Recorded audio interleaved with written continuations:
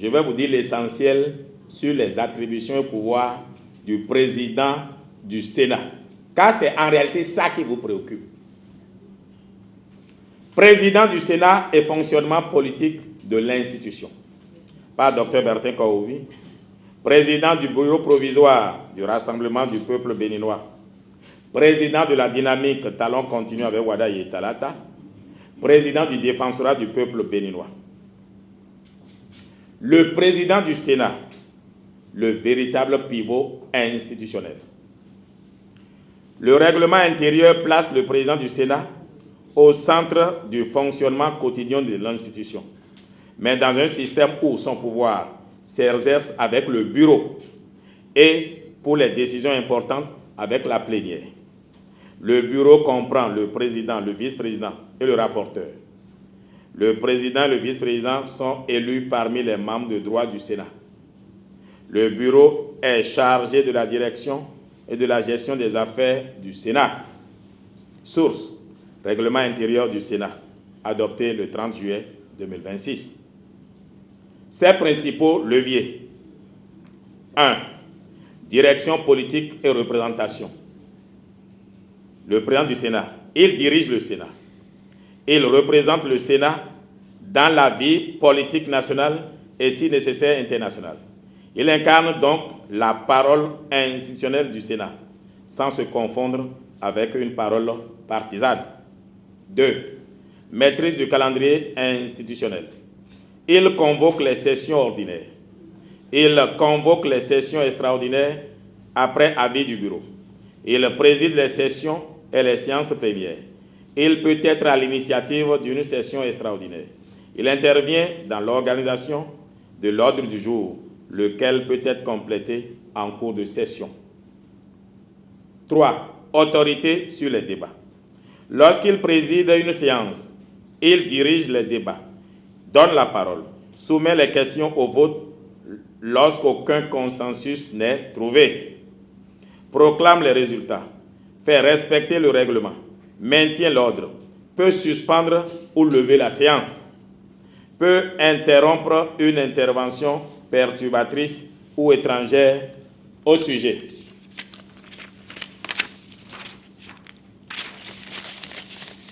C'est donc lui qui maîtrise le cadre dans lequel la délibération politique se déroule. 2. Un pouvoir administratif et financier considérable. Le président du Sénat n'est pas seulement le président des séances, il est également chef de l'administration du Sénat, ordonnateur du budget du Sénat, autorité qui nomme, après consultation des 2 autres membres du bureau, le secrétaire général du Sénat et son adjoint, autorité qui signe les décisions relevant de ses compétences, lesquelles prennent la forme d'arrêtés, dont les décisions du Sénat s'appellent arrêtés. Le Sénat dispose par ailleurs d'une autonomie de gestion. Le budget est élaboré sur la base des orientations du président du Sénat et du cadrage budgétaire arrêté par le gouvernement. Le Sénat vote son budget, puis le président du Sénat le transmet au ministère chargé des Finances pour intégration au projet de loi de finances. Source, règlement intérieur du Sénat, adopté le 30 juillet 2026. Lecture stratégique. Cela signifie que le président dispose de 3 leviers complémentaires. Levier politique, représentation et orientation de l'institution. Levier institutionnel, ordre du jour, session, séance et procédure. Levier administratif, administration, secrétariat général et budget. C'est cette combinaison qui donne au poste sa puissance institutionnelle. 3. Mais le président n'est pas un président solitaire. Le président du Sénat n'est pas un président solitaire. C'est probablement le point le plus important politiquement. Le règlement organise un équilibre entre le président, le bureau et la plénière. Le président, il consulte les 2 autres membres du bureau dans plusieurs matières, agit sous l'autorité du bureau dans certaines procédures, peut déléguer certaines de ses attributions au vice-président, ne peut pas transformer seul une initiative présidentielle en décision du Sénat. Je vais reprendre. Ne peut pas transformer seule une initiative présidentielle en décision du Sénat. Ce qui veut dire, le président Talon seul ne peut pas prendre de décision et dire, le Sénat a dit. Ainsi, par exemple, les sanctions politiques sont décidées par le Sénat et non par le président seul. Les sanctions politiques sont décidées par le Sénat et non son président seul.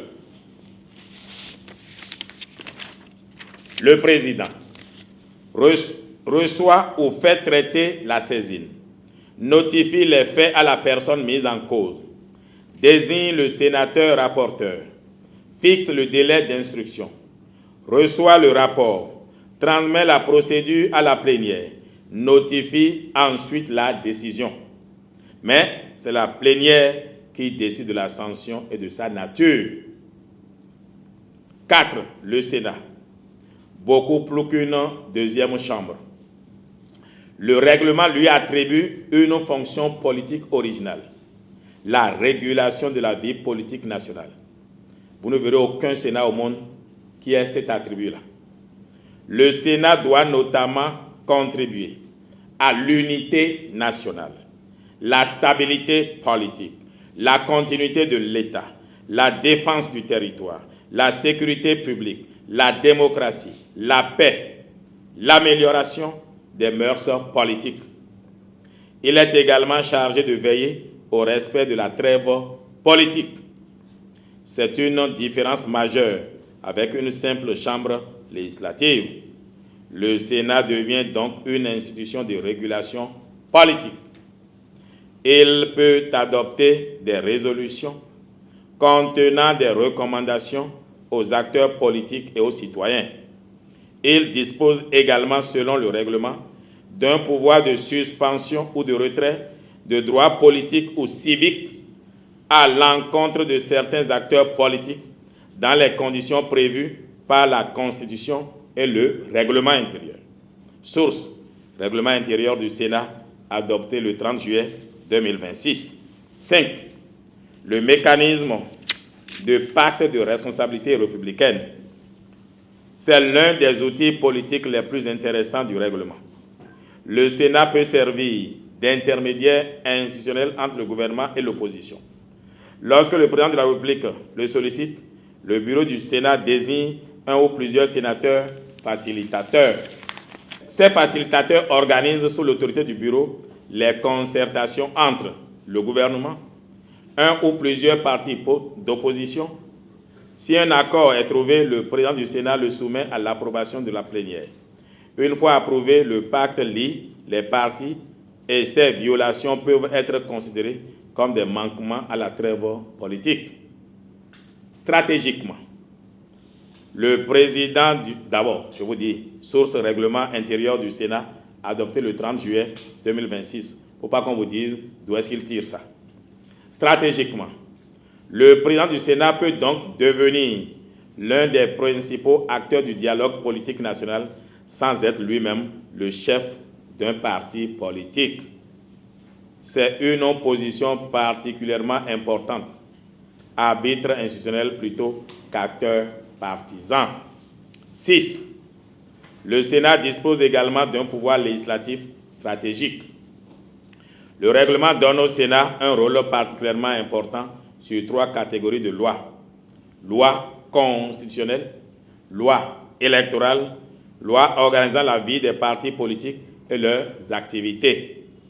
Ces textes doivent obtenir un avis de non-objection du Sénat avant leur promulgation.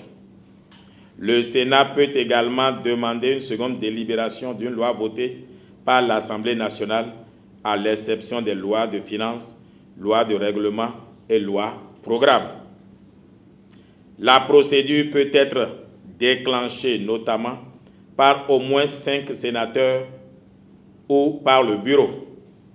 Le président du Sénat joue alors un rôle opérationnel central. Il reçoit le texte, peut demander leur étude par le bureau d'appui juridique ou par des experts, désigne les experts et transmet les décisions du Sénat aux autorités concernées. Source: Règlement intérieur du Sénat adopté le 30 juillet 2026. 7. Le rapport de force est organisé autour du consensus. Le règlement pose un principe politique très clair. Le Sénat recherche d'abord le consensus. Ce n'est qu'en l'absence de consensus que l'on passe au vote. En règle générale, une décision est adoptée à la majorité des suffrages exprimés. En cas d'égalité, elle n'est pas adoptée. Mais certaines décisions ont des majorités renforcées. Majorité absolue des sénateurs présents est représentée pour demander une seconde délibération d'une loi ordinaire ou organique et pour adopter le texte définitif dans certaines hypothèses. Majorité des 2/3 des membres composant le Sénat pour faire objection à une loi constitutionnelle, électorale ou relative aux partis politiques.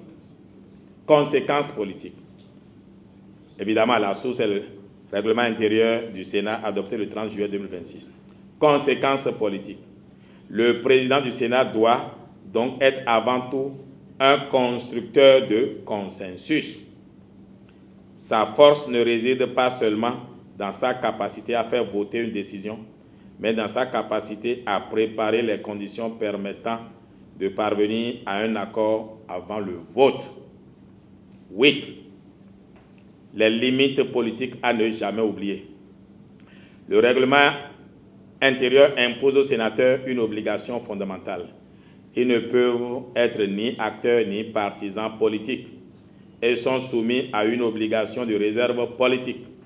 Cela signifie que le Sénat doit être présenté comme une institution républicaine et non comme une structure au service d'un parti politique. Cette règle est capitale pour la communication du président du Sénat. La ligne stratégique devrait donc être: le président du Sénat défend l'institution, la République, la stabilité et la continuité de l'État. Il ne défend pas un camp politique. Cela donne beaucoup plus de poids à sa parole. 9. En résumé, la véritable architecture du pouvoir. Je résumerai le règlement intérieur par cette chaîne. On a président du Sénat, et vient le bureau du Sénat, vient le secrétariat général, plus les experts juridiques et autres experts. On a les commissions, les rapporteurs, les facilitateurs. On a la plénière du Sénat. On a des décisions institutionnelles. Puis on a notification et lorsqu'il y a lieu, application par les autorités compétentes.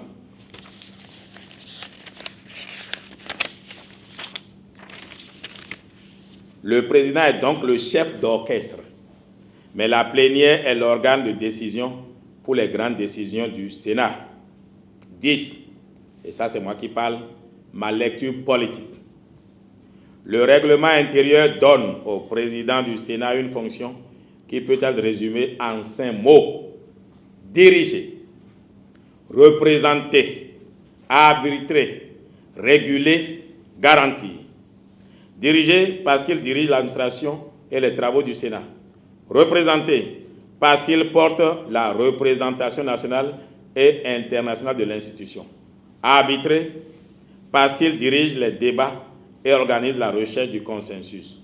Réguler parce que le Sénat dispose d'une mission spécifique sur les mœurs politiques, la trêve politique et la stabilité nationale.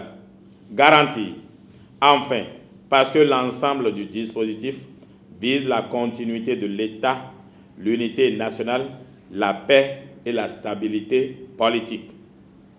Le point stratégique majeur. Le président du Sénat ne doit donc pas être présenté comme le deuxième président de la République. Je reprends encore. Le point stratégique majeur. Le président du Sénat ne doit donc pas être présenté comme le deuxième président de la République. Son rôle est différent et, à certains égards, plus subtil. Il est le gardien institutionnel du dialogue politique, de la stabilité et du fonctionnement régulier de la démocratie sénatoriale. C'est précisément cette posture de neutralité, de hauteur et de rassemblement qui peut donner au président du Sénat une très forte autorité morale et politique dans la durée.